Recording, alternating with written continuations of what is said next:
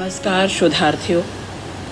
YouTube channel क्योंकि कहना ज़रूरी है में आज सुधा उपाध्याय के सौजन्य से सदी के महत्वपूर्ण कवियों की श्रृंखला में नीलोत्पल हैं। रत्नाम मध्य प्रदेश के नीलोत्पल, जिनकी शिक्षा विज्ञान में स्नातक उज्जैन में हुई। इनका पहला कविता संकलन अनाज पकने का समय ज्ञानपीठ से वर्ष 2009 में प्रकाशित हुआ। दूसरा संग्रह पृथ्वी को हमने जड़ें दी, ये बोधि प्रकाशन से प्रकाशित हुआ 2014 में। समय के बाहर सिर्फ पतझर है, ये प्रकाशन 2021 में। और चौथा संग्रह चयनित कविताएं न्यू वर्ल्ड पब्लिकेशन 2023 में।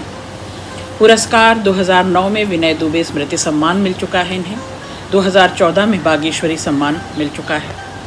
लगातार समसामयिक पत्र पत्रिकाओं में नीलोत्पल प्रकाशित होते रहे हैं। इन्हें केवल साहित्य की ही समझ नहीं है, कविता रचते ही नहीं, साहित्य में, समाज में और अपने आसपास में खासी दिलचस्पी होने के नाते ये साहित्यकारों का, कवियों का मान सम्मान करना भी जानते हैं। कविता के गुणग्राही हैं और कविता को अपना ज़रूरी टूल बनाते हैं, अस्त्र बनाते हैं समय और समाज में ज़रूरी फेरबदल के लिए। तमाम पत्र पत्रिकाओं में लगातार सक्रिय भागीदारी कर रहे हैं, प्रकाशित कर रहे हैं। इनकी कुछ कविताओं के द्वारा शोधार्थियों आज हम समकालीन कविता को समझने की, चिन्हने की कोशिश भी करेंगे और साथ ही नीलोत्पल की दुनिया, रचनात्मक दुनिया की यात्रा करेंगे और उनकी कविताओं को जो मुझसे बन पड़ेगा थोड़ा बहुत विवेचन विश्लेषण के द्वारा हम अपनी तुलनात्मक अध्ययन में शामिल करेंगे। पहली कविता है पिता की स्मृति। पिता के साथ कोई तस्वीर नहीं थी, कुछ यादें थीं। यादों में खोए मिसरे थे, मिसरों में अटके कुछ शब्द। मैं जब भी पुकारता हूँ लौटती यादों के साथ अधूरे शब्द और अधूरी याद लौटती।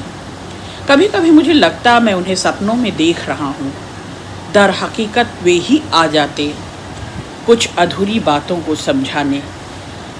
जब कभी अकेले होने के भय से मैं उनकी तस्वीर के सामने रोता, वे अपनी खामोशी में मेरे भीतर की रुलाई तक आ पहुँचते, ढांढस देते हुए कि तुम अकेले नहीं हो, ढांढस देते हुए कि तुम अकेले नहीं हो। हर वह तस्वीर जिसमें अकेला हूँ, पिता झांकते हैं। शोधार्थियों, पिता हमारा जलाशय होता है, हमारे जीने मरने की वजह, हमारा स्रोत है, उद्गम स्रोत है और उसी से हमारा अस्तित्व, व्यक्तित्व है। हमारे दिन ब दिन बढ़ते और चढ़ते पढ़ते पिता साक्षी रहते हैं, लगातार उनकी हम पर नज़र होती है। उनका पार्थिव शरीर हो न हो साथ, पर उनकी नज़रें, उनका चिंतन, उनकी चिंता, उनके सरोकार हमसे ताउम्र जुड़े ही रहते हैं। बेहतरीन और ज़रूरी कविता थी। पिता की स्मृतियों को, सुधियों को और उनसे जुड़े अनुभवों को कभी भुलाया नहीं जा सकता। वे हमारी विस्मृति में भी हमारे साथ होते हैं। हम सचेत हों, सचेष्ट हों, सक्रिय हों, ये उनकी चेष्टा रहती है लगातार। और हम अपने आसपास को अच्छे से चिन्ह सकें, हम अपने समाज को, लोकलाज को, लोगों को, अपने परिवार कुटुंब को देख सकें, जुड़ सकें, उसके साथ लगातार तन्मयता बनाए रखें, संलग्नता बनाए रखें, ये पिता की शुभाशंसा होती है। दूसरी कविता है समय। समय बच जाता है, हम नहीं बचते। हम रोटी में तबाह होते हैं, हम किताबों में दफन होते हैं। हम प्रेम में बिखर जाते हैं, हम एक पीढ़ी से दूसरी पीढ़ी तक पहुँचते हैं। हम एक मृत्यु से अनंत मृत्यु के लिए तैयार रहते हैं। इससे पहले कि हम जीवन समझते, समय निकल जाता है। इससे पहले कि हम जीवन समझते, समय निकल जाता है।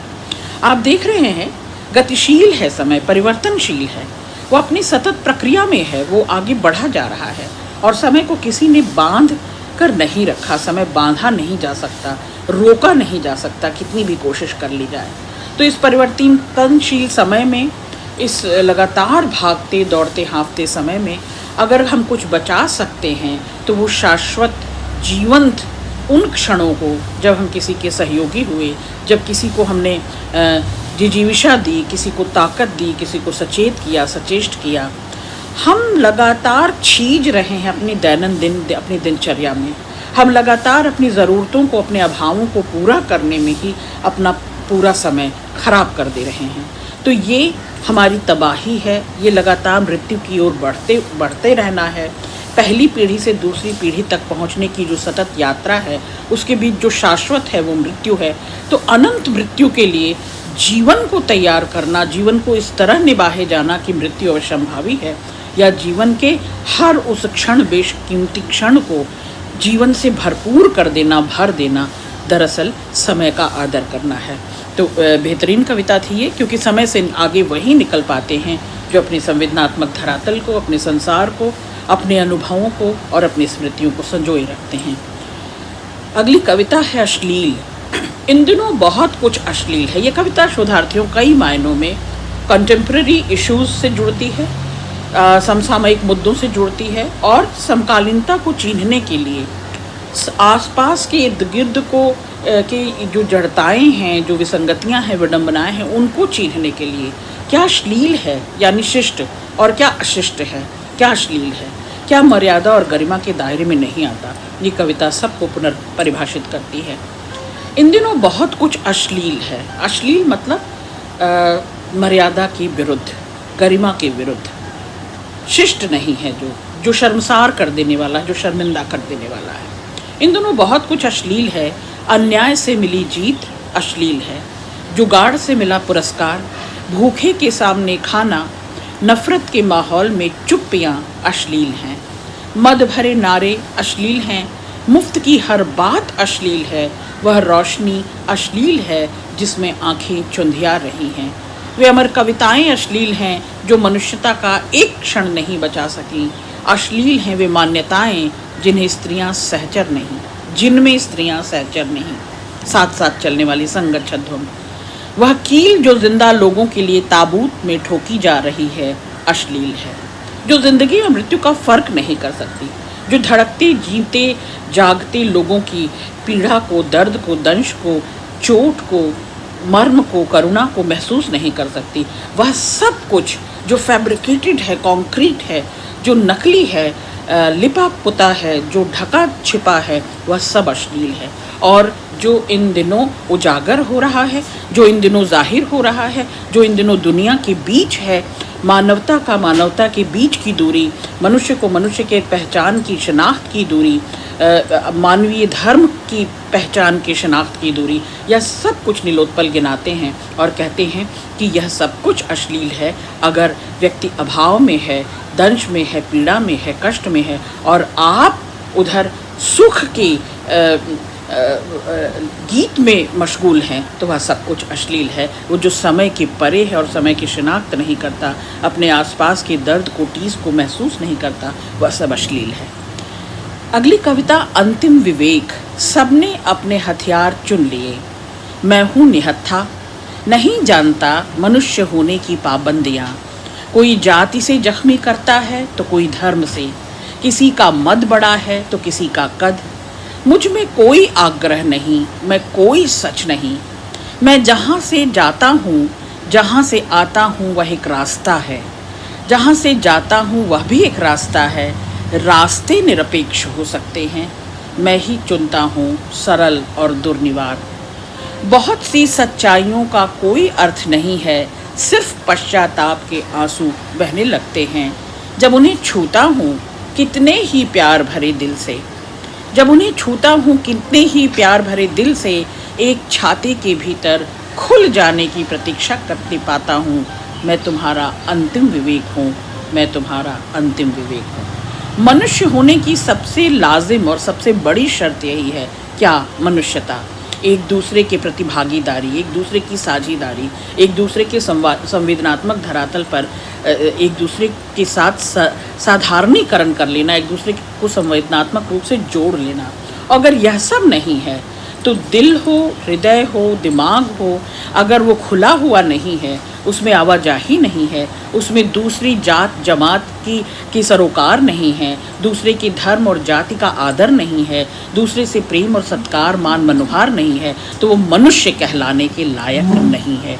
कभी बहुत खुले शब्दों में ये बता देता है कि विवेकशील वही है, अपने समय के आर पार, अपने समय से दूर और दूरदर्शी होकर जो देख पाता है, जिसकी दृष्टि में सब बराबर हैं, जो एक दूसरे के सहयोग और सौहार्द से बने हैं, वही विवेकशील कहला सकते हैं। अच्छी बेहतरीन कविता।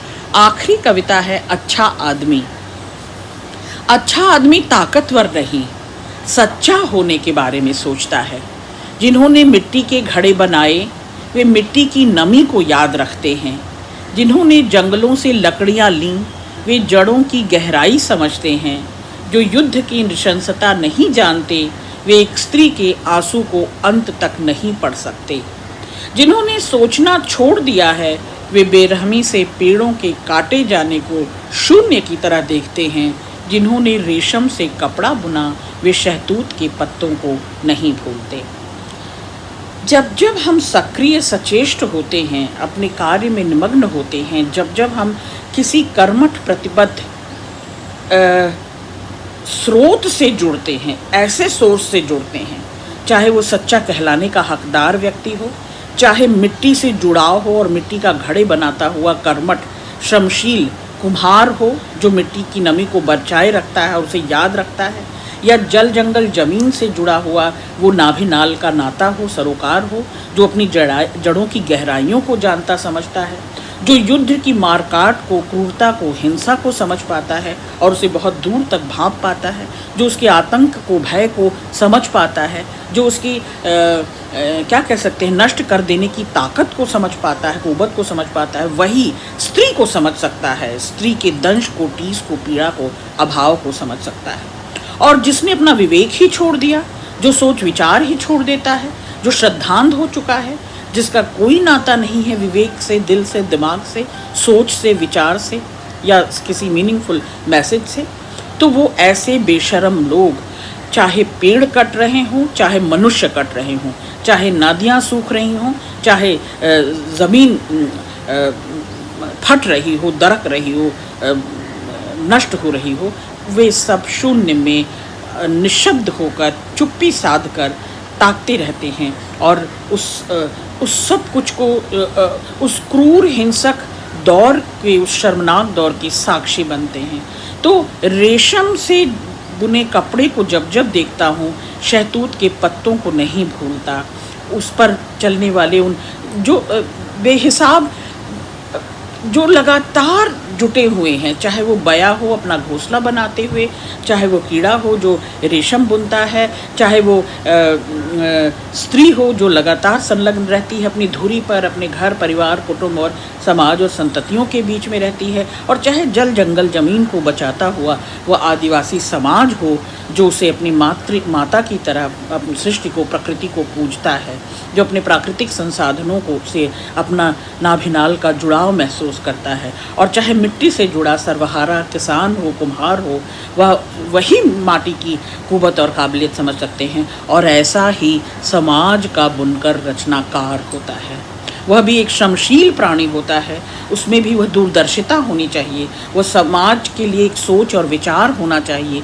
वह समाज को दूर तक देखने और समाज को दूर तक ले जाने, और उसकी कविता में, उसकी रचना में भी वो ताकत होनी चाहिए कि वह आपका कठिन समय में, आपद विपद में साथ निभा दे, आपको संभाल ले, आपको उठा ले, बचा ले, और आपको फिर आपकी कर्तव्य मार्ग पर आपकी प्रतिबद्ध कर दे, पूरी कर्मठता के साथ आपको आगे बढ़ने को प्रेरित करे। निश्चित तौर पर नीलोत्पल की ये सभी कविताएं बेहतरीन कविताएं हैं। बहुत बहुत बधाई और शुभकामनाएं नीलोत्पल। आप रचते रहें, आपका रचनात्मक संसार समृद्ध रहे और हमारे शोधार्थियों को इसका लाभ मिलता रहे। बहुत शुक्रिया।